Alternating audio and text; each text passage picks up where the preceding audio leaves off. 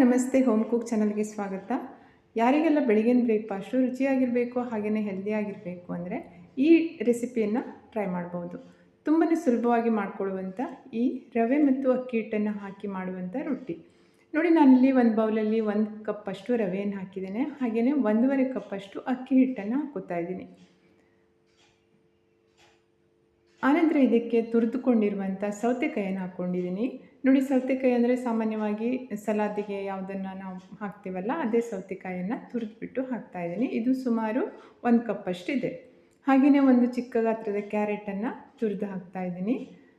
ಆನಂತರ ಒಂದು ದೊಡ್ಡ ಗಾತ್ರದ ಈರುಳ್ಳಿಯನ್ನು ಸಣ್ಣಕ್ಕೆ ಕಟ್ ಮಾಡಿ ಹಾಕ್ತಾಯಿದ್ದೀನಿ. ಸ್ವಲ್ಪ ಕೊತ್ತಂಬರಿ ಸೊಪ್ಪನ್ನು ಸಣ್ಣಕ್ಕೆ ಕಟ್ ಮಾಡಿ ಹಾಕಿದ್ದೀನಿ.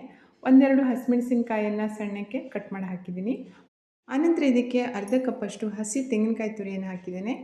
ಆನಂತರ ರುಚಿಗೆ ತಕ್ಕಷ್ಟು ಉಪ್ಪನ್ನು ಹಾಕಿಬಿಟ್ಟು ಮೊದಲಿಗೆ ಇದನ್ನೆಲ್ಲ ಸರಿಯಾಗಿ ಹಿಟ್ಟಿನ ಜೊತೆ ಕಲಿಸ್ಕೊಳ್ಬೇಕು.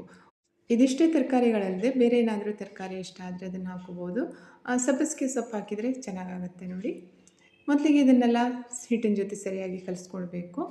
ಉಪ್ಪು ಹಾಕಿರೋದ್ರಿಂದ ತರಕಾರಿಯಲ್ಲಿ ನೀರು ಬಿಟ್ಕೊಳ್ಳುತ್ತೆ. ಆನಂತರ ಇದಕ್ಕೆ ನೀರನ್ನು ಹಾಕಿ ಸ್ವಲ್ಪ ಮೃದುವಾಗಿ ಕಲಸಿಟ್ಕೋಬೇಕು. ಯಾಕೆಂದರೆ ಇದರಲ್ಲಿ ರವೆ ಇರೋದ್ರಿಂದ ರವೆ ಸ್ವಲ್ಪ ಹಿಗ್ಬೇಕಾಗತ್ತೆ. ಈ ಹಿಟ್ಟನ್ನು ಕಲಿಸ್ಲಿಕ್ಕೆ ನಾನಿಲ್ಲಿ 1.5 ಕಪ್ಪಷ್ಟು ನೀರನ್ನು ಹಾಕಿದ್ದೇನೆ. ನೋಡಿ, ಹಿಟ್ಟನ್ನು ಕಲಸಿಟ್ಟಾಯಿತು. ಈಗ ಇದನ್ನು ಮುಚ್ಚಿ ಒಂದು 10-15 ನಿಮಿಷ ಹಾಗೆ ಬಿಡಬೇಕು. ನೋಡಿ, 15 ನಿಮಿಷದ ನಂತರ ರೊಟ್ಟಿಗೆ ಕಲಸಿಟ್ಟಿರುವಂಥ ಹಿಟ್ಟು ಕರೆಕ್ಟಾಗಿ ನೆಂದಿದೆ. ಈ ಹಿಟ್ಟಲ್ಲಿ ಸ್ವಲ್ಪ ತೆಗೆದುಕೊಂಡು ಅದನ್ನು ಈಗ ಬಾಳೆ ಎಲೆ ಮೇಲೆ ಹಾಕಿ ರೊಟ್ಟಿಯನ್ನು ತಟ್ಕೋತಾ ಇದ್ದೀನಿ. ಈ ಬಾಳೆ ಎಲೆ ಮೇಲೆ ಹಾಕ್ಕೊಂಡ್ರೆ ತುಂಬ ಸುಲಭವಾಗಿ ಈಸಿಯಾಗಿ ರೊಟ್ಟಿಯನ್ನು ತಟ್ಕೊಳ್ಳಿಕ್ಕಾಗುತ್ತೆ. ಹಾಗೆಯೇ ಎಷ್ಟು ತೆಳ್ಳಗೆ ಬೇಕು ಅಷ್ಟು ತೆಳ್ಳಗೆ ರೊಟ್ಟಿಯನ್ನು ಮಾಡ್ಕೊಳ್ಳಿಕ್ಕಾಗುತ್ತೆ. ಹಿಟ್ಟೇನಾದರೂ ಕೈಗೆ ಅಂಟುತ್ತೆ ಅಂತ ಅನಿಸಿದ್ರೆ ಅದಕ್ಕೆ ಸ್ವಲ್ಪ ನೀರನ್ನು ತಾಗಿಸ್ಕೊಂಡ್ಬಿಟ್ರೆ ಅದು ಸ್ವಲ್ಪನೂ ಕೈಗೆ ಅಂಟ್ಕೊಳ್ಳಲ್ಲ. ಅಷ್ಟು ಸುಲಭವಾಗಿ ರೊಟ್ಟಿಯನ್ನು ಲಟ್ಸ್ಕೊಳ್ಳಿಕ್ಕಾಗತ್ತೆ. ನೋಡಿ, ಬಾಳೆ ಎಲೆ ಇಲ್ಲ ಅಂದರೆ ಹಾಗೆಯೇ ನೀವು ತವಾದ ಮೇಲೆ ಮಾಡಬೇಕು ಅಂದರೆ ತವ ಸ್ವಲ್ಪ ಬಿಸಿ ಇರುವಾಗಲೇ ಹಿಟ್ಟನ್ನು ತಟ್ಕೊಳ್ಬೇಕಾಗತ್ತೆ. ಅದು ಸ್ವಲ್ಪ ದಪ್ಪ ಆಗ್ಬೋದು, ಯಾಕೆಂದರೆ ತವ ಗರಂ ಇರುವಾಗ ಅದನ್ನು ಕೈಯಿಂದ ಲಟ್ಸ್ಕೊಳ್ಳೋದು ಸ್ವಲ್ಪ ಕಷ್ಟ ಆಗ್ಬೋದು. ಅಥವಾ ಬಟರ್ ಪೇಪರ್ ಇದ್ದರೆ ಅದರಿಂದನೂ ಮಾಡ್ಕೊಳ್ಳಿಕ್ಕಾಗುತ್ತೆ. ನೋಡಿ,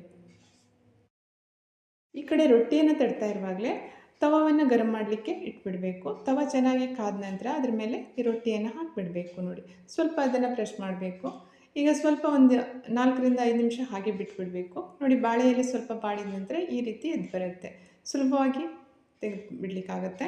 ಸ್ವಲ್ಪ ಬೆಂದಿದೆ ಅಂದ ತಕ್ಷಣ ಇದನ್ನು ತಿರುಗಿಸಿ ಹಾಕಿ ಮತ್ತೆ ಪುನಃ ಈ ಸೈಡನ್ನು ಬೇಯಿಸ್ಕೊಳ್ಬೇಕು. ನೋಡಿ, ಗ್ಯಾಸ್ ಫ್ಲೇಮನ್ನು ಲೋ ಟು ಮೀಡಿಯಮ್ ಇಟ್ಕೊಂಡು ರೊಟ್ಟಿಯನ್ನು ಚೆನ್ನಾಗಿ ಬೇಯಿಸ್ಕೊಳ್ಬೇಕಾಗತ್ತೆ. ನೋಡಿ, 2 ಸೈಡ್ ಕರೆಕ್ಟಾಗಿ ಬೆಂದ ನಂತರ ಅದ್ರ ಮೇಲೆ 1 ಟೇಬಲ್ ಸ್ಪೂನ್ ತುಪ್ಪವನ್ನು ಹಾಕಿ ಸರಿಯಾಗಿ ಅದನ್ನು ಸವರಬೇಕು.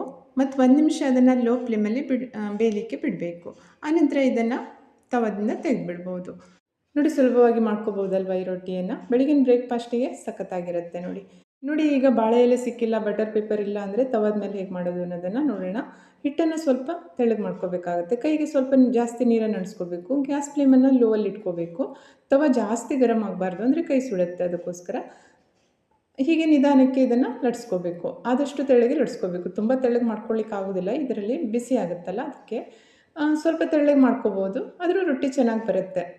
ಸರಿಯಾಗಿ ಲಟ್ಟಿಸಿ ಆದಮೇಲೆ ಗ್ಯಾಸ್ ಫ್ಲೇಮನ್ನು ಮೀಡಿಯಮಲ್ಲಿ ಇಟ್ಕೊಂಡು ರೊಟ್ಟಿಯನ್ನು 2 ಕಡೆ ಸರಿಯಾಗಿ ಬೇಯಿಸಿ ತುಪ್ಪನ ಅಥವಾ ಎಣ್ಣೆನ ಸವರ್ಕೋಬೋದು. ತುಪ್ಪ ಸವರ್ಕೊಂಡ್ರೆ ಟೇಸ್ಟ್ ತುಂಬಾ ಚೆನ್ನಾಗಿರುತ್ತೆ. ಇವತ್ತು ನಾನು ಈ ರೊಟ್ಟಿಯನ್ನು ಮೊಸರಿನ ಜೊತೆ ಸರ್ವ್ ಮಾಡ್ತಾಯಿದ್ದೀನಿ. ಮೊಸರಿಗೆ ಒಂದು ಇಂಗಿನ ಒಗ್ಗರಣೆಯನ್ನು ಹಾಕಿದ್ದೇನೆ. ಮೊಸರು ಮತ್ತು ರೊಟ್ಟಿ ಕಾಂಬಿನೇಷನ್ ಸಖತ್ತಾಗಿರುತ್ತೆ. ಹೆಲ್ತಿಯಾಗಿರುವಂಥ ಹಾಗೆ ಆರೋಗ್ಯಕರವಾದ ಈ ಬ್ರೇಕ್ಫಾಸ್ಟ್ ರೆಸಿಪಿ ತಮಗೆಲ್ಲ ಇಷ್ಟ ಆಯಿತು ಅಂತ ಭಾವಿಸ್ತೇನೆ. ಹಾಗಾದರೆ ಚಾನಲ್ಗೆ ಸಬ್ಸ್ಕ್ರೈಬ್ ಆಗಿ ವಿಡಿಯೋವನ್ನು ಶೇರ್ ಮಾಡಿ, ವಿಡಿಯೋಕ್ಕೆ ಒಂದು ಲೈಕ್ ಮಾಡೋದನ್ನು ಮರಿಬೇಡಿ. ಇನ್ನೊಂದು ರುಚಿಯಾಗಿರುವಂಥ ರೆಸಿಪಿಯೊಂದಿಗೆ ಪುನಃ ಭೇಟಿ ಆಗ್ತೇನೆ. Thank you.